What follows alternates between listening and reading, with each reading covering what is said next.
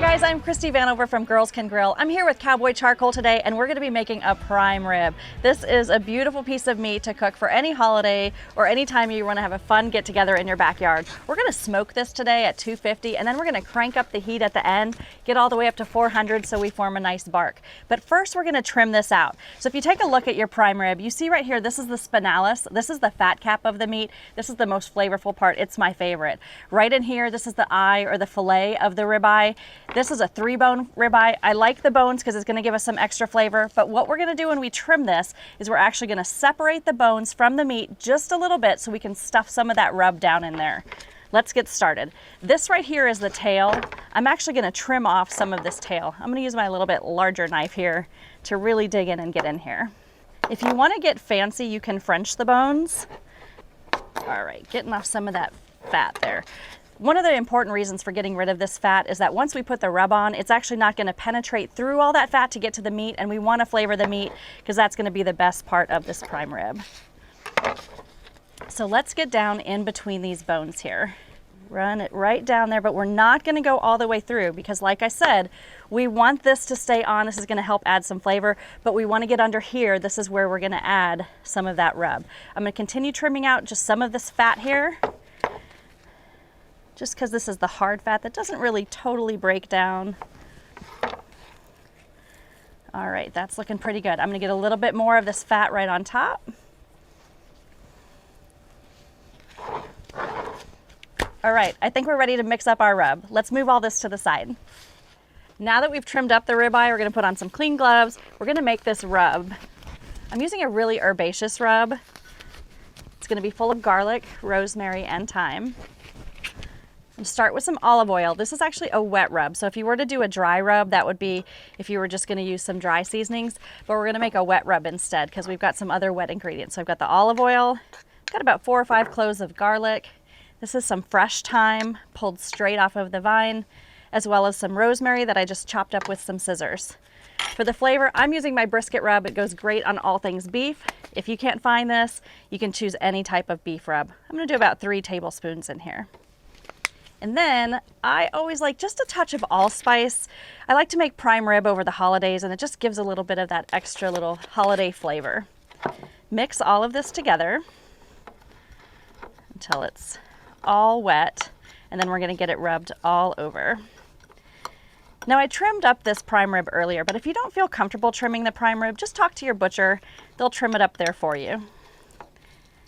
You also have options when buying a prime rib. There's different types of grades of meat. So we're using a choice today. Even though it is called a prime rib, it doesn't have to be prime beef. Choice is going to be a little bit less expensive, more budget friendly, but this is going to be delicious, especially with this rubbed on. So we're just going to take a nice handful. This is why I wear the gloves, because it gets a little bit messy. Just rub it all over. As I mentioned, this is why we did this cut. We're going to open this right up, and we're going to just rub this right in here. All of this flavor is going to help flavor not only inside the meat, but also help create some bark. So when you slice into this at the end of the day, it's going to be really delicious. All right, let's not forget the sides. Again, just rub it evenly on here. We'll get this other side as well.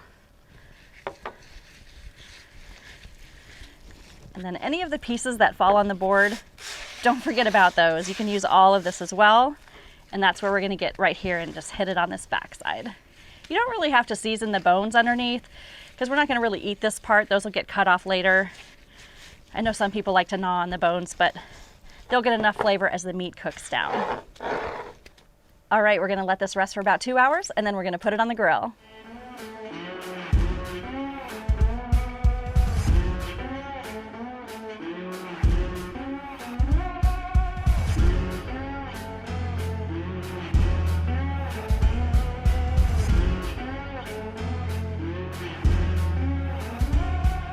All right, this delicious prime rib has been resting for 2 hours. Let's get it on the grill.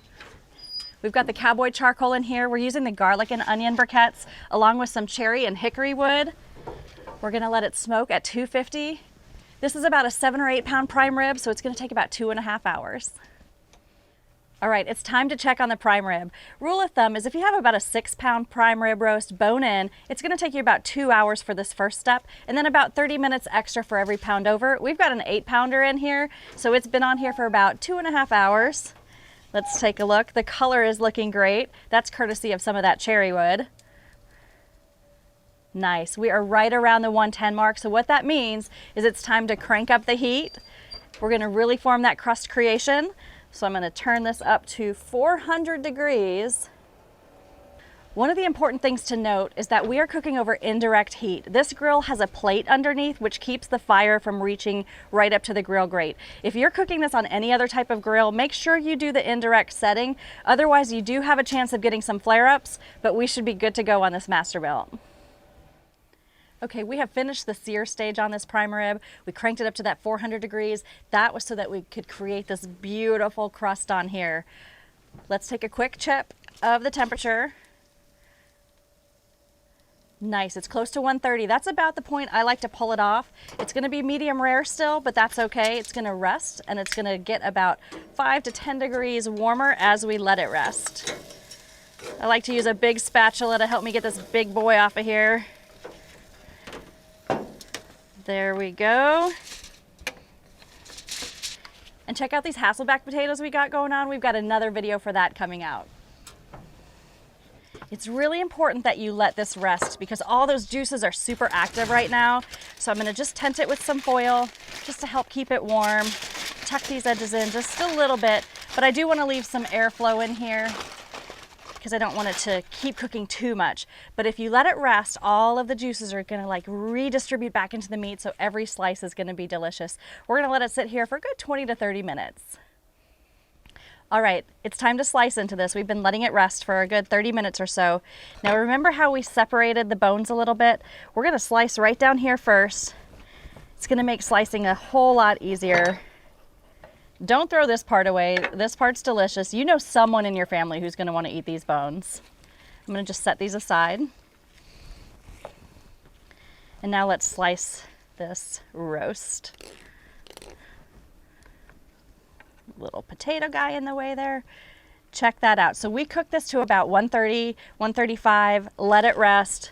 It's gonna start to bloom. It's gonna be perfectly beautiful, that bright pink that you're used to with prime rib. If you've got someone in your family who likes it well done, I definitely do, it's okay, just throw their piece right back on the grill and get it well done for them. But make sure you cook yours to medium rare if that's how you like it. Also, the inside's gonna be a little bit more rare than the outside. The outer pieces are gonna be a little bit more closer to well or well done depending on your final cook temp. But this is looking gorgeous. All right, we're gonna add a little pop of fresh sea salt. Just makes everything look a little bit more beautiful. Thanks for watching, guys. I'm Christie Vanover with Girls Can Grill. We've been cooking with Cowboy charcoal today. You can find this full recipe at cowboycharcoal.com. Be sure to like, follow, and subscribe. Until next time, keep cooking with Cowboy.